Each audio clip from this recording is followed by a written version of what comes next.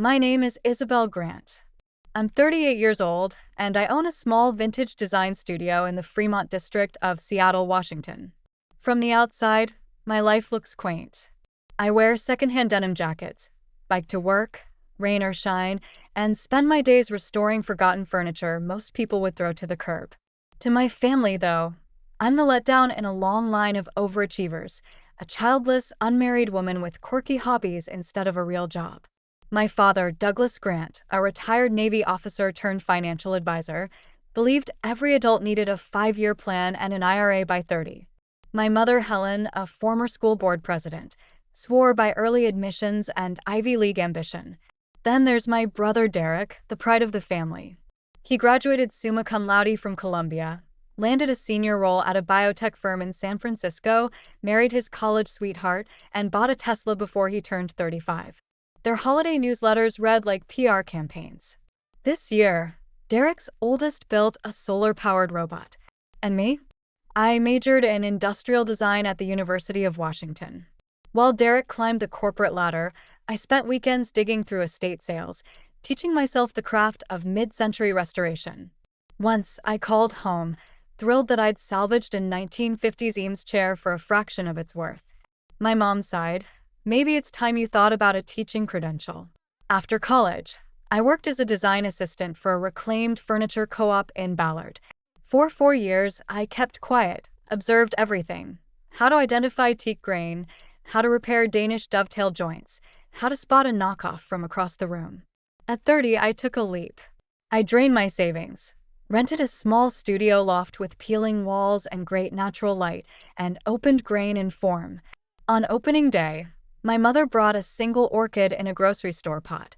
She leaned toward my aunt and murmured, "Hopefully, this phase passes before she's 40. From then on, I became background noise during family dinners. Each gathering was a stage set for Derek. I'd hear things like, "Still fixing old chairs," or, "Amazon's hiring." What they didn't know, every piece I sold carried a story, and slowly, those stories were building a quiet fortune. A 19th century Japanese cloisonné vase once kept me up all night, panicking that I'd mistaken enamel for paint. A Victorian phonograph I sold to an older gentleman made him tear up when it played the song from his parents' wedding. They only saw clutter. They never saw the craftsmanship, the meaning, the story. But what hurt more than their indifference was the quiet certainty that, in their eyes, I was never quite enough. No matter how carefully I restored a sideboard or how many clients praised my work, I was still Isabelle, the eccentric one, the one who never married, never earned a title worth mentioning at my mother's alumni luncheons. Eventually, I accepted that role, the family's quiet oddity. At least that role gave me space. No one knew, not even my best friend Lena, that one of my first major sales at Grain and Form changed everything. It was a mid-century modern floor lamp buried in a barn north of Spokane. The seller was downsizing. I bought it for $40. After cleaning decades of grime and replacing its cracked shade, I noticed the signature, Greta Magnussen Grossman, a rare original. After authentication, it sold through a Danish auction house for $37,000. I didn't touch a dollar of it. Instead, I opened a quiet investment account, kept my assets under my business name, and began studying not just furniture, but value. Real value. I didn't need validation. I needed time, instincts, and the ability to see what others missed. Weekends became my treasure hunts. I traveled to estate sales in Olympia, Bellingham, even parts of Eastern Oregon, quietly picking through what others discarded. One of my most rewarding finds came from a university estate sale in Tacoma. A retired literature professor had passed, leaving behind thousands of old texts. Inside a dusty box labeled Miscellaneous, I found a 1776 first edition essay by Edmund Burke, complete with the author's marginalia. I paid $200 for the box. 6 months later, that one essay sold to a private collector in Boston for $195,000. These wins didn't happen every weekend, but I didn't need them to. A few key sales a year, paired with smaller steady ones, allowed me to quietly build wealth. I created Grain and Form Holdings LLC, hired a discreet advisor in Bellevue, and before long, I'd purchased the entire building my studio was in. Not just the studio, but all three loft apartments above it. The neighboring storefront I converted into an appraisal office, and even the gated parking lot in back. I owned it all, quietly, through Grain Inform Holdings LLC, a name my family had never even heard. They still thought I was squeaking by, hanging on to my little hobby shop, and I let them think that. I lived simply, not out of necessity, but by design. Most of my wardrobe was curated vintage. $25 silk blouses from estate sales, $1940s wool coats with hand-stitched linings, one of a kind. My car was a 2009 Subaru Outback, well-kept and road-tested, with maps tucked into the glove compartment from buying trips across Oregon and Idaho. I didn't sip $300 Pinot Noir, but I did own a rare decanter set from 1920s Austria I found in a pawn shop in Tacoma, worth 10 times what I paid. Each fall, I traveled for sourcing, but really, it was for myself. A week wandering the Brera galleries in Milan, afternoons in Lisbon's Tile Museum, sketching lamp silhouettes under overcast London skies. No one knew, and I liked it that way. That Thanksgiving, I arrived at my mother's house in Kirkland with a homemade pear tart and a box of antique silverware from Copenhagen. I brought my brother Derek's kids something small, hand-carved wooden toys from a local artisan. Every year, I gave thoughtfully, and every year, Derek's family barely unwrapped the tissue paper before pivoting to ski trip plans or remodeling updates. The house was picture-perfect. Manicured lawn, glass ornaments in every window. Derek's Tesla already gleamed in the driveway. I parked 3 doors down where the leaves were ankle-deep. "Well, look who finally made it," Derek smirked as I walked in. "Surprised you're not running that little vintage shop today." I smiled and shrugged. My new assistant, Alina, had everything under control, but Derek wouldn't understand the concept of systems. To him, work meant long hours, big titles, and power suits. In the kitchen, Mom handed me a bag of sweet potatoes. "Can you mash these, Izzy?" Derek's plating the roast. Dad came in, bourbon swirling, gave me a brief nod. "How's your store doing?" he asked, not waiting for the answer. Then, just as we sat down to eat, Derek looked up and said, "Wait, where's my phone?" I looked up. My phone was still on the kitchen counter, right where I'd left it while rinsing pears. Before I could say a word, Derek walked over, picked it up, and tapped the screen. A second later, his expression shifted. The room's hum fell silent. His voice, usually smooth and smug, turned sharp. "What is this, Isabelle?" Everyone paused. He held my phone up over the table like it was a piece of evidence. On the screen, a notification glowed. It was from Martin, my financial advisor. "Congrats.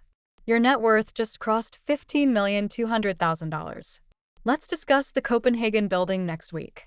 Dad put his bourbon down, so hard the ice rattled across the glass. Mom's lips parted, stunned. Derek looked at me like I'd committed some corporate betrayal. $15 million? You? From that little vintage furniture store? Are you serious right now? I stood calmly, hand outstretched. "Give me my phone." Derek pulled it back, eyes narrowed. "No. What is this?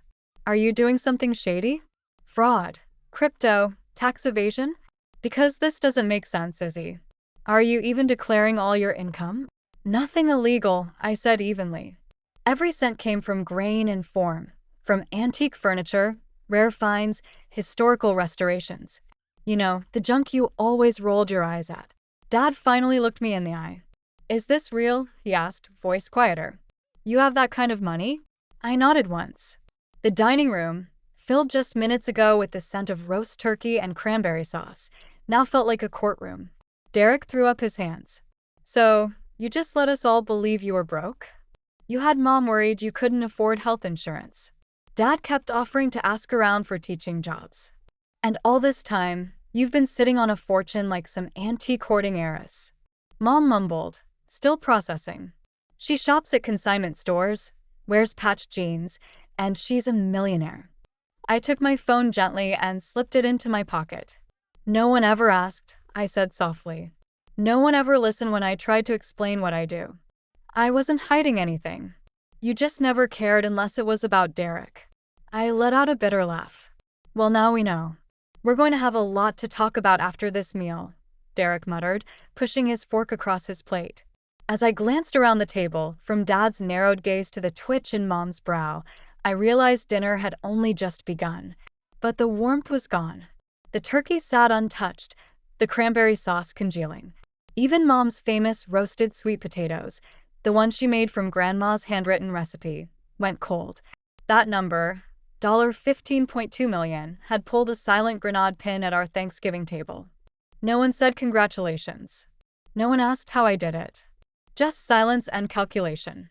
Of course, Derek's wife, Marissa, was the first to speak. You know, she began, voice delicate and practiced, Avery's been accepted to the Royal Music Conservatory in London. It's a once-in-a-lifetime opportunity, Isabelle. But it's costly, tuition, living expenses, flights. She trailed off, then looked up. If you helped, she could go. Are you asking me for money? I said evenly. It's not asking, Marissa replied, unfazed. We're family. You have it. We don't. Call it responsible sharing. Derek chimed in, as if that was a legal principle. Mom finally looked up from her water glass. You live alone, sweetheart. No kids, no school fees, no braces or college funds.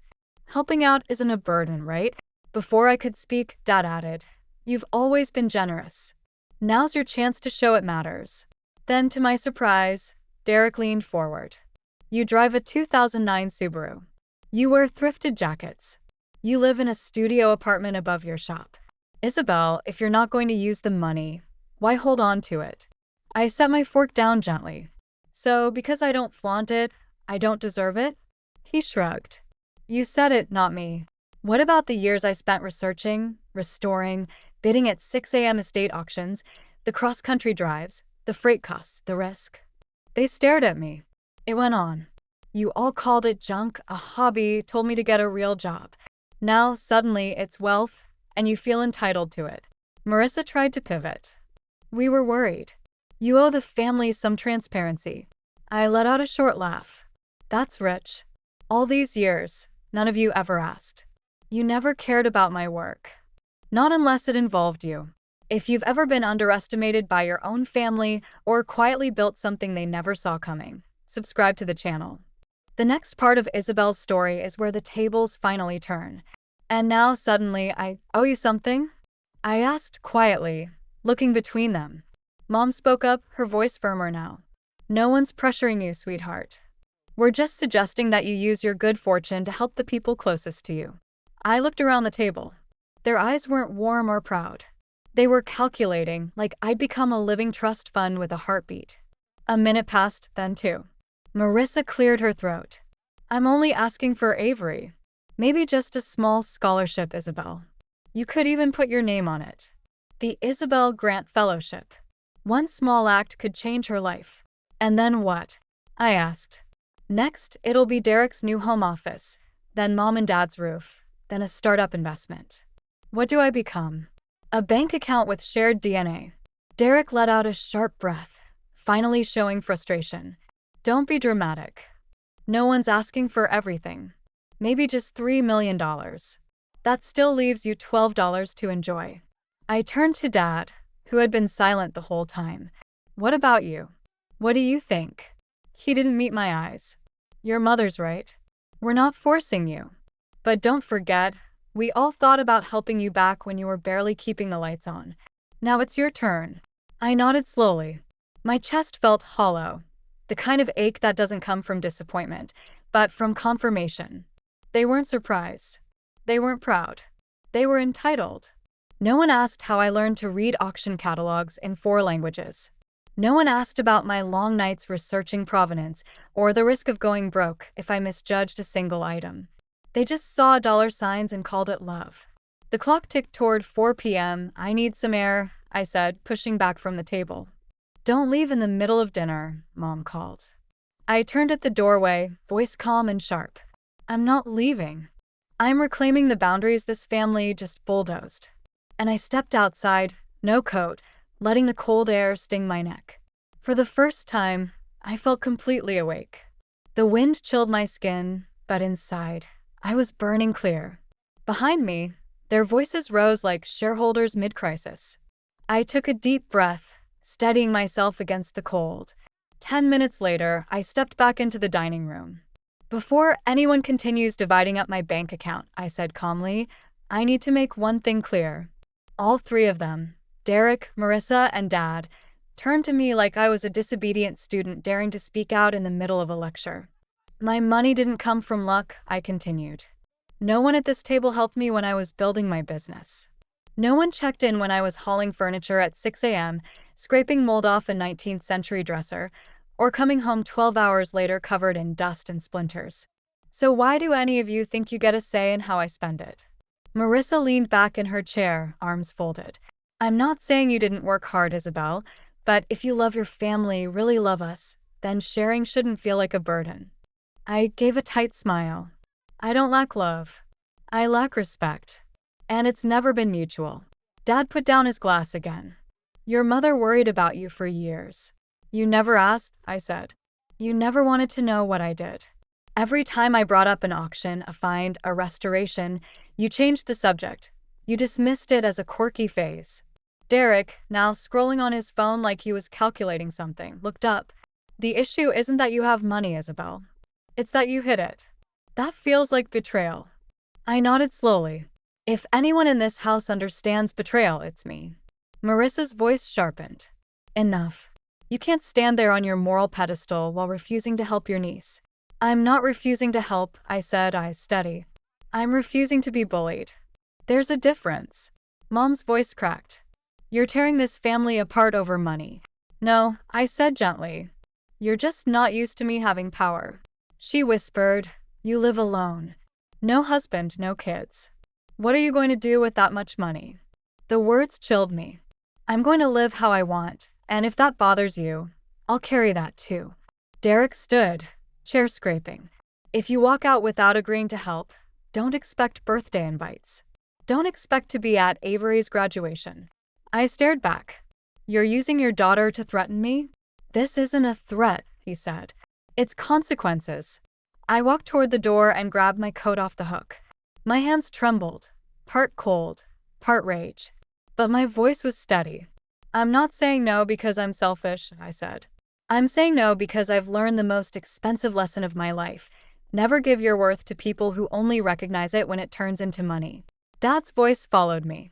You'll regret this. Sooner or later, being alone will catch up to you. I paused at the threshold, turned slightly. I still have family, just not here. And I shut the door.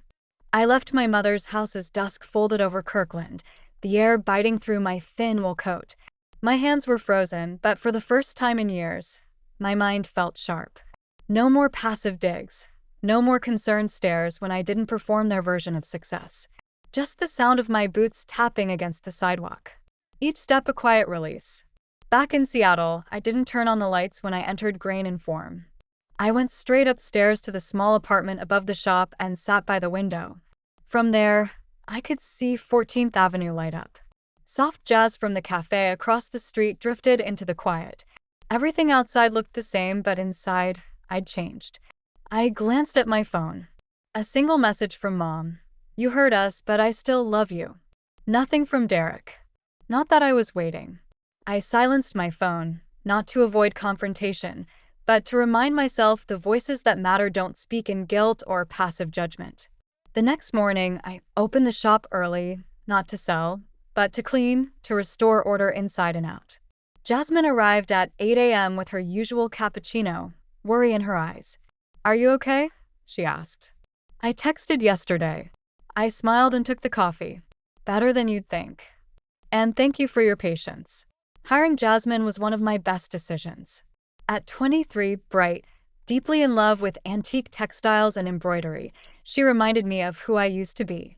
And now I'm who I needed back then. In the weeks that followed, I poured my focus into Grain and Form. I started a blog series on American woodwork history. Traffic doubled. Letters from collectors started arriving. One of the students even asked if they could apprentice with me. I began hosting talk and tea sessions on the first Saturday of each month. I invited longtime customers, older neighbors from around the block, and a few curious university students. We'd gather beneath the soft glow of pendant lights, surrounded by patinated mirrors and velvet footstools, sipping peppermint tea, while I told stories. The beveled oak mirror once owned by an anonymous Civil War-era painter, or the cut-glass goblets salvaged from a sunken shipment bound for Charleston. No one asked about my bank account. No one cared about my net worth. They asked, "Do you think this chest belonged to someone who traveled by sea?" Or, "How can you tell if this lace was hand-tied or machine-made?" They saw the past, not just the price tag. One afternoon, while wrapping a delicate ceramic vase headed to California, an email pinged into my inbox. It was from a museum in Nashville. They wanted to co-host a short course on colonial furniture joinery. Based on a recommendation from a university professor, I'd once helped authenticate a 19th century dining set. And in that moment, I realized I wasn't a shadow in Derek's world anymore. I was a name, a voice, a contributor. That December evening, I locked up grain and form and crossed the street to the corner bakery. Mrs. Marie, the 68-year-old owner with flowers still on her apron, had saved me a slice of warm apple pie and a mug of cinnamon tea. She'd been the first to hire me for a public appraisal event and the first to say, "You've got eyes that see what others miss. Don't let them talk you into closing them." I told her briefly what happened at Thanksgiving. She didn't ask for the messy details, just said, "Blood isn't always family. Family is who shows up and sees you." Later that night, I sat by the window of my apartment. The wind howled past the old brick building, but I wasn't cold. In my journal, I wrote one line: "No one can take what I built with my own hands. I choose me and those who choose me back." January came quietly. I hung a flyer in the window. Intro to Antique Appraisal and Preservation starts January 14th. Max 8 students. Within 3 days, the class was full. As I watched the students lean in, eyes bright, notebooks full, I realized I wasn't just teaching. I was passing something forward. Jasmine, my assistant, now managed the entire storefront while I taught. She handled everything: inventory, bookkeeping, curation, and had even started dating antique fabrics without needing my second opinion. One Friday afternoon, after I wrapped a session on Brazilian mahogany migration through the 1800s, Jasmine handed me a green envelope tied delicately with gold ribbon. "Open it," she said, practically vibrating with excitement. Inside was a hand-drawn proposal: sketches, notes, and floor plans for transforming the back of grain and form into a preservation lab and hands-on learning space.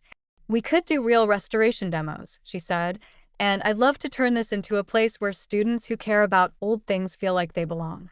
I stared at the sketches, at her handwriting looping around antique diagrams, and then looked up.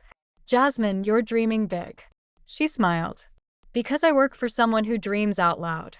That night, I called Martin, my financial advisor.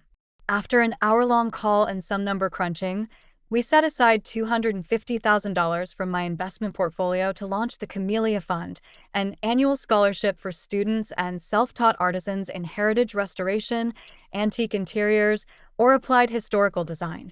The only requirement: a portfolio tied to a real-world project. By March, we had 43 applications from 11 states. The first award went to Lena Martinez, a 27-year-old who had dropped out of school to work full-time. She submitted photos of hand-carved drawer pulls, French joinery samples, and a note that read, "I don't want to profit off the new. I want to preserve the old so the future remembers." When I called her with the news, she cried, "You don't understand. You just saved me from going back to a night shift at the gas station." I hadn't saved her. I simply did what I'd once wished someone had done for me, believed. By April, the back of the shop was reborn as the archive room, a space for workshops, guest speakers, and rotating student exhibits. One evening, while stacking catalogs, I heard the door open. Amanda, my cousin, someone who'd skipped every family holiday for years, stepped inside. "I heard about your course on a preservation forum," she said. "Didn't realize it was you. I just wanted to say you're building something remarkable." I poured us mint tea, and by night's end, we were mapping out a class combining Appalachian ecology and material heritage together. I used to believe my world began and ended within 4 wood-paneled walls filled with relics and oil lamps steeped in silence. But the moment I stopped waiting for approval from people who never asked about my passions, the world opened wide. It wasn't dinner parties or Ivy League cliques that welcomed me in. It was retired teachers, textile enthusiasts, and students who scribbled notes while I spoke about 18th century dovetails. No titles, no wine-stained conversations, just shared reverence for craftsmanship and for the stories buried in hand-stitched seams and carved walnut. I finally had the life I'd built. Not to prove anything, but to belong to it. Thanksgiving arrived late this year. Not by the calendar. Seattle's maples had already turned amber and brittle. But in my heart, there was no countdown, no dread circling the date, no need to rehearse smiles beneath a chandelier I never belonged under. This time, I was the one inviting. A week before, I called Olympia. My father answered. I was thinking, I said carefully, if you two wanted, you could come here this year, just us. I'll cook. There was a pause. Your mother would like that. No apology, no nostalgia, but no resentment either. And somehow that was enough. On Thanksgiving Day, they arrived just before noon. My mother stepped out of their car in a moss-colored coat, her silver hair swept back, lipstick soft rose. My father wore a mariner's cap and sunglasses. For a second, they looked like figures from an old photo I couldn't quite place. Your shop, my mother said as I opened the door, looks different. It's prettier than I imagined, she added as sunlight filtered through the wide front windows. You've never seen it in the afternoon, I said. The west light catches the wood just right. My father wandered to a carved table by the window, running his fingers along its edge. How old's this one? 1815, Cuban mahogany. Savannah shipping family. He nodded. No comment, but his shoulders eased. Upstairs, the kitchen was warm with rosemary and butter. I'd made roast chicken, garlic mash, cranberry orange sauce, and pecan pie. Nothing extravagant, just real. Not to impress, just because I wanted to. And we ate, not awkwardly, just quietly. My father asked about the classes. My mother shared updates about the neighbors' grandkids and the town's new library hours. No one mentioned Derek. No one brought up the $15.2 million or family obligations or what I should be doing. And that silence, for once, felt like respect, not avoidance. When dinner was cleared, I poured mint tea into glass cups and handed my mother a small white-wrapped box. For you, I said quietly, sliding it across the table. Inside was a silver camellia brooch from the late 1800s. Delicate, understated, engraved on the back. I'd found it at a coastal auction near Bainbridge Island. I bought it not just for its beauty, but because the camellia was the emblem I'd chosen for the scholarship fund I'd started. It's beautiful, she whispered, her fingers brushing the petals, eyes wet with memory. You know, I always loved camellias. You used to pin one on your blouse every parent-teacher night, I said. I remember waiting on the porch, watching you come home from school, smelling of chalk dust and gardenia. You still remember that? I remember everything. The room softened. My father set his teacup down and straightened his back. We were wrong, he said finally, to think you had to follow Derek's path to be successful. I thought it would protect you. I know, I said gently. But I need you to understand this too. I'm not asking for praise. I just want to be seen for who I am, as enough. My mother didn't say anything. She just gave a single quiet nod. Later, I walked them to their car. It was just past 7 p.m. The sky had turned navy blue, stars barely visible between the city lights. No ache, no regrets, just stillness, just closure. Back upstairs, I sat among the softened hush of aged oak, velvet, and time-worn stories, and I wrote in my journal. For the first time, Thanksgiving wasn't a performance. It was simply a meal shared in truth. They may never fully understand me, but they no longer get to define me. If you've ever been told you weren't enough because you chose a different path, I'd love to hear from you. Drop a comment below. Tell me what you've built in silence. And if my story reminded you of your own worth, subscribe. Let's keep creating spaces where quiet strength is honored.